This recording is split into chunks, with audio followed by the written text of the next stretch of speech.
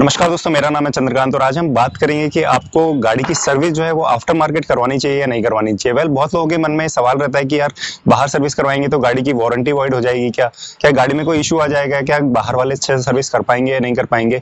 मेरा भी ये सवाल था और मुझसे कई लोग सवाल पूछते भी हैं। आई नो वीडियो बहुत ही ज्यादा लंबे टाइम के बाद आ रहा है चैनल के ऊपर, लेकिन मैं कुछ कारणों से बिजी था। इस वीडियो में मैं आपके सारे डाउट्स को क्लियर करूंगा।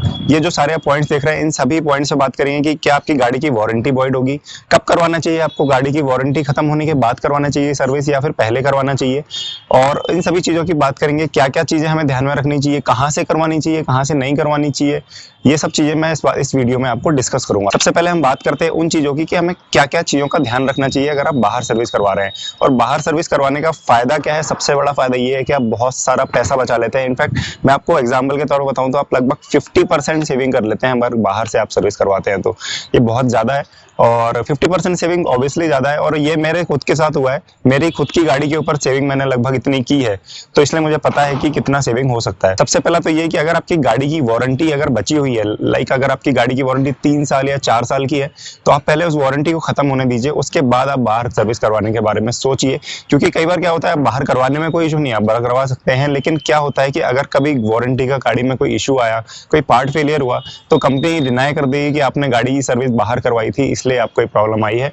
और बहुत बार ऐसा होता है, तो इससे अच्छा है कि 2-3 साल वैसे भी गाड़ी में कोई इशू आता नहीं है, 2-3 साल वैसे भी गाड़ी नहीं रहती है, तो हम थोड़ा सा खर्चा कर देते हैं कि चलो ठीक है अभी नई गाड़ी है हम बाहर करवा लेते हैं। तो इन चीजों से आप थोड़ा सा वेट करें कि आपकी गाड़ी की, जैसे मारुति में अपनी जो वारंटी होती है वो 2 साल की होती है। मेरी गाड़ी में मैंने एक्सटेंडेड ली थी तो मेरी 4 साल की थी। जैसे ही 4 साल खत्म हुए मैंने गाड़ी बाहर सर्विस करवा ली, और क्या फायदा हुआ मुझे मैं बताऊंगा इस वीडियो में आपको। ठीक है, तो सबसे पहले तो आपको मेन बात यही ध्यान रखनी है कि आपको आपकी वारंटी खत्म होने का वेट करना है। दूसरी बात कि आपको करवाना कहाँ से है। अब करवाना कहाँ से है ये तो आपको खुद ही ढूंढना पड़ेगा कि आपके घर के आसपास कौन सा बेस्ट आपके आसपास का सर्विस वाला है। मतलब देखो, जरूरी नहीं है कि आपको सर्विस सेंटर से ही सर्विस करवानी है, आप बाहर भी सर्विस करवा सकते हैं, और बाहर बहुत सारे सर्विस सेंटर होते हैं। इनफैक्ट मेरे घर के आसपास भी इतने सारे हैं और वो बहुत अच्छी सर्विस करके देते हैं, और आपकी गाड़ी का पर्सनल ध्यान भी रख पाएंगे क्योंकि आपकी गाड़ी घर के पास में है। वो वहां पर उनका कस्टमर बैंड इतना बड़ा नहीं है कि उनके पास हजारों गाड़ियां आ रही है, वो छोटी कम गाड़ियां करते हैं लेकिन अच्छे से करते हैं, और चार्जेस भी बहुत कम होते हैं। तो जैसे मैंने ट्राई किया था गो मैकेनिक पर जाके, पहली बात तो ये वीडियो स्पॉन्सर्ड नहीं है, मैंने गो मैकेनिक से इसलिए करवाया क्योंकि मैं वहां था नहीं, मैंने बुक कर दिया था, बाद में मैं गया था। सर्विस मैंने ही करवाई थी, मैंने सामने सर्विस करवाई थी। तो इस बात का भी आपको ध्यान रखना है कि सर्विस आपको अपने सामने करवानी है, क्योंकि पहली बार आप लेके जा रहे हो तो कहीं वो कुछ कर ना दे, इस बात का ध्यान रखते हुए आपको सर्विस आपके सामने करवानी है। गो मैकेनिक पर मैं इसलिए गया क्योंकि मुझे उसकी सर्विस भी लगभग सिमिलर प्राइस पर ही लगी, क्योंकि मैंने बाहर मैकेनिक से पता किया था, तो उन्होंने भी मुझे लगभग जो सर्विस कॉस्ट बताई थी उसी कॉस्ट में मुझे गो मैकेनिक करके दे रहा था। गो मैकेनिक अगर ऐप पर जाएंगे तो आपको बहुत सारे डिफरेंट पैकेजेस मिलेंगे। बेसिक पैकेज है जिसमें सिर्फ इंजन ऑयल और बेसिक चीजें होंगी। एक बीच वाला पैकेज है जो कि मैं भूल गया उसका नाम क्या है, मैं इस वीडियो में लिख दूंगा। और तीसरा पैकेज जिसमें बहुत सारी चीजें इंक्लूडेड थी, जैसे बैलेंसिंग वगैरह, टायर अलाइनमेंट बैलेंसिंग वगैरह, ये सारी चीजें भी उसमें इंक्लूडेड थी। तो ये सारी चीजें भी आप उसमें ऑप्ट कर सकते हैं। तो मैंने बीच वाला पैकेज चुना था क्योंकि मुझे अलाइनमेंट बैलेंसिंग नहीं करवाना था। मुझे जो बीच वाले पैकेज में जो जो चीजें शामिल थी वो मैं इस वीडियो में आपको प्रॉपर सब चीज दिखाऊंगा, कैसे गाड़ी की सर्विस हुई। और गो मैकेनिक के बारे में एक चीज बताऊं, पहले मुझे लगता था कि गो मैकेनिक के खुद के वर्कशॉप होते हैं, पर ऐसा नहीं है। गो मैकेनिक क्या करता है कि वो आपके प्लेसेस के अराउंड में जो भी बेस्ट सर्विस करने वाला होगा, जो प्राइवेट सर्विस करने वाले होते हैं, जैसे कि मेरे केस में ये था, तो इस केस में इस कंपनी ने, गो मैकेनिक ने इनसे टाई अप कर लिया, और ये क्या करते हैं कि गो मैकेनिक उनको कस्टमर ला के देते हैं, बदले में गो मैकेनिक के हिसाब से, गो मैकेनिक के पैकेज के हिसाब से वो लोग उनको सर्विस करके देते हैं।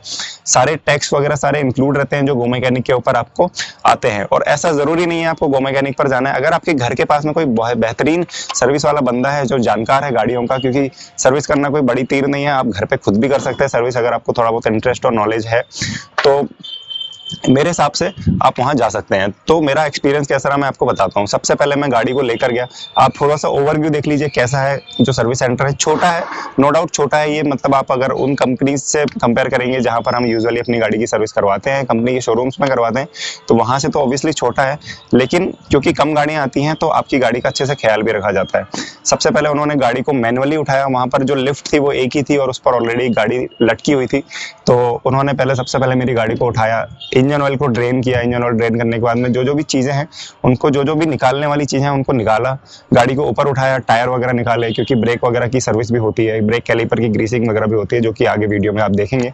सबसे पहले मैं आपको बताता हूँ कि सारे पार्ट जो है वो उन्होंने ओरिजिनल यूज़ किए, जो मारुति जेन्युइन एसेसरीज के पार्ट्स हैं वो सारे यूज़ किए। फिल्टर, जो एयर फिल्टर वगैरह है वो सारे भी जेन्युइन एसेसरीज के ही थे, वो भी उन्होंने यूज़ किए। साथ में इंजन ऑयल मोबिल का था, जो कि मारुति सुजुकी रिकमेंडेड करता है, वही वाला मोबिल का इंजन ऑयल यूज़ किया गया। कूलेंट टॉपअप किया गया, कूलेंट भी उन्होंने उस पैकेज में इंक्लूड करके रखा था। आप चाहे कूलेंट नहीं टॉपअप करवाना है तो आप बेस पैकेज भी ले सकते हैं, उसमें आपको और सस्ता पड़ जाएगा। जो मैं अभी कॉस्ट बताऊंगा उस आप कॉस्ट सुन के ही आप आप चौंकने रह जाएंगे कि इतना ज़्यादा सेविंग हो गया है, क्योंकि मैं 4 साल से बाहर कंपनी में सर्विस करवाई है और पेड सर्विस में मुझे पता है कितना खर्चा होता है। और सर्विस में मैं खुद गया हूँ वहाँ पे कि कैसे सर्विस करते हैं, तो मुझे एक्सपीरियंस है कि वहाँ पर कैसे करते हैं और यहाँ पर कैसे कर रहे हैं, मुझे डिफरेंस के बारे में मालूम है। तो ये चीज़ है। तो सबसे पहले उन्होंने गाड़ी का जो है इंजन ऑयल ड्रेन किया। इंजन ऑयल ड्रेन करने के बाद में पूरा जब ड्रेन हुआ, जब तक उन्होंने और काम किए, गाड़ी के जो फ्रंट के व्हील्स हैं उनको निकाला गया, रेयर के व्हील्स को निकाला गया, कैलिपर्स को अच्छे से रब किया गया, ब्रेक पैड है उनको अच्छे से क्लीन किया गया, उनको रबिंग की गई, कैलिपर्स की ग्रीसिंग की गई। ग्रीसिंग करने के बाद में उनको अच्छे से लगाया गया और टायर उन्होंने चारों निकाल दिए थे, तो मैंने टायरों का रोटेशन भी करवा दिया। टायर रोटेशन क्यों जरूरी है उसके लिए मैं एक सेपरेट वीडियो बना दूंगा। वैसे बहुत ईजी है, टायर को आगे पीछे करना होता है अगर आपके फ्रंट व्हील या रेयर व्हील ड्राइव है, ताकि वेयरिंग जो है वो इक्वल हो। ये एक रीजन है टायर रोटेट करवाने का, तो मैंने करवा दिया, क्योंकि मैंने लास्ट जो है 10-15 किलोमीटर 1000 के पहले करवाया था। उसके बाद उन्होंने जो बेसिक चीजें हैं वो की, ब्रेक ऑयल टॉपअप किया। वो करने के बाद में उन्होंने जो अपने स्पार्क प्लग होते हैं, स्पार्क प्लग को निकाल कर अच्छे से रबिंग की। अगर वो खराब हो जाते हैं तो उनको रिप्लेस भी करा जाता है, वो भी सारे जेन्युइन पार्ट्स उनके पास हैं और वो रखते हैं वो सब चीजें। और एक बात का ध्यान रखिए, जब भी आप पार्ट टू पार्ट रिप्लेस करें तो हमेशा जेन्युइन पार्ट ही करें। कई बार वो लोग आपको सजेस्ट भी करेंगे कि सर आप ये डलवा लीजिए, अगर आपको नॉलेज है तो डलवा लीजिए, अगर नहीं नॉलेज है तो आप जेन्युइन के साथ ही जाइए, जो सबसे सही तरीका होता है। इनफैक्ट उसमें आखिरी में उन्होंने ECU भी अपडेट किया। अगर आपकी गाड़ी, जैसे अपन सोचते हैं ना कि हमारी गाड़ी इलेक्ट्रॉनिक है, उसमें ECU का एरर आ रहा है, हम बाहर जाएंगे वो उसको इरेज नहीं कर पाएंगे, सर्विस का एरर इरेज नहीं कर पाएंगे, तो उन्होंने वो भी किया। इनफैक्ट मेरी गाड़ी में कोई एरर था भी नहीं, फिर भी उन्होंने चेक किया कि कोई एरर तो नहीं है, कोई कहीं पर कोई मलफंक्शन वगैरह तो नहीं है जिसको उन्होंने क्लीन करना हो, तो वो सब उन्होंने किया। लैपटॉप के थ्रू उन्होंने कनेक्ट किया, उसके बाद उन्होंने सारी चीजें करके दी। तो मैं काफ़ी सेटिस्फाइड हूँ इस सर्विस से। और मैं आपको बताता हूँ कि मुझे सर्विस कितने की पड़ी। मुझे सर्विस पड़ी 2600 रुपए की। 2600 रुपए मतलब अगर मैं यही सर्विस अगर मैं मारुति में करवाता सेम चीज़ों के साथ में, वहाँ पर हर चीज़ के लिए अलग से लेबर चार्ज भी ले लेते हैं। एक बेसिक मोटी मोटी लेबर चार्ज 2000 रुपए की लेते ही हैं वो। 2000 के लेने के बाद में अगर वो ब्रेक कैलिपर ग्रीसिंग कर रहे हैं तो उसके लिए अलग से चार्ज ले लेंगे वो। अगर कोई भी आप नया काम करवाते हैं तो उसमें वो टैक्स के साथ में चीज़ें जोड़ते जाते हैं, तो ये बहुत ज़्यादा खर्चा हो जाता है। अगर मैं आपको कंपेरिजन करके बताऊँ तो सेम सर्विस मुझे मारुति में लगभग 51 या 5200 की पड़ती है और मुझे यहाँ पर 2600 रुपए की पड़ी है। कुछ कैशबैक वगैरह भी मुझे मिला था, 500 या 300 या 500 रुपए का कुछ कैशबैक मिला था। वो मिलाने के बाद में मुझे ये सर्विस 2600 रुपए की पड़ी। तो कैशबैक लगभग हर बार सबको मिल जाएगा। अगर आप गो मैकेनिक जाएंगे तो उसमें आपको ऐप में मिल जाएगा, और नहीं तो आप बाहर जाकर भी सर्विस करवाएंगे आपको 2600-2700 रुपए से आसपास ही सर्विस पड़ेगी। तो मैं काफ़ी सेटिस्फाइड हूँ गो मैकेनिक की सर्विस से। इनफैक्ट आप बाहर भी करवा सकते हैं। तो मेन पॉइंट क्या है कि आप बाहर करवाएं या नहीं करवाएं, तो बिल्कुल आप करवा सकते हैं और सेविंग्स काफ़ी ज़्यादा होंगी। अगर आप ज़्यादा दिमाग पर लोड नहीं लेना चाहते तो ऑब्वियसली आपके लिए सर्विस सेंटर हमेशा खुला हुआ है, वहाँ जा सकते हैं। लेकिन अगर आप कुछ सेविंग्स करना चाहते हैं तो आप सर्विस सेंटर पर बिल्कुल जा सकते हैं, काफी ज्यादा सेविंग होगी। और आपने मेरा एग्जांपल देख ही दिया। क्लीनिंग वगैरह भी उन्होंने बहुत बेहतरीन तरीके से की। सबसे पहले इंटीरियर क्लीन किया, उसके बाद एक्सटीरियर किया। ऑब्वियसली ये चीजें बेसिक है लेकिन किया उन्होंने। और उसके बाद में पॉलिशिंग वगैरह, जो भी गाड़ी का आपका जो टायर पॉलिश वगैरह होता है वो सारी चीजें की। इंजन वगैरह अच्छे से क्लीन किया उन्होंने, सारी चीजें अच्छे से की, जो कि बहुत अच्छी चीज है। और मैं एक बड़ी जगह पर जाके ज्यादा पैसा खर्च करके क्या फायदा, अगर आप छोटी जगह पर भी सेम चीज करवा सकते हैं और आपका पैसा बच रहा है, सीधी सी बात है, आपका काफी ज्यादा सेविंग्स हो रही है वहां पर, तो आप जा सकते हैं। तो मेरे हिसाब से मैं काफी ज्यादा सेटिस्फाइड हूँ। और आप भी बाहर जाकर सर्विस करवा सकते हैं, जरूरी नहीं है आपको सर्विस सेंटर पर जाने की। और वारंटी खत्म होने के बाद में आप उनको एक बार बोल दीजिए कि ठीक है मुझे बाहर इतनी सस्ती पड़ रही है तो मैं आपके यहाँ क्यों करवाऊँ, तो आप सीधा सीधा जवाब देंगे। वो आपको दोबारा रिप्लाई नहीं करेंगे ना, आपको कॉल करेंगे कंपनी वाले। तो सीधा सा आंसर यही है। और फिलहाल इस वीडियो में इतना ही। अगर वीडियो अच्छा लगा तो लाइक कर दीजिए, सब्सक्राइब कर दीजिए चैनल को, क्योंकि ये एल्गोरिदम बढ़ाने में हेल्प करता है। शेयर कर दीजिए अपने दोस्तों के साथ में, क्योंकि मैं रेगुलर ऐसे ही इंफॉर्मेटिव वीडियोस ऑटोमोबाइल से रिलेटेड लाते रहता हूँ। धन्यवाद।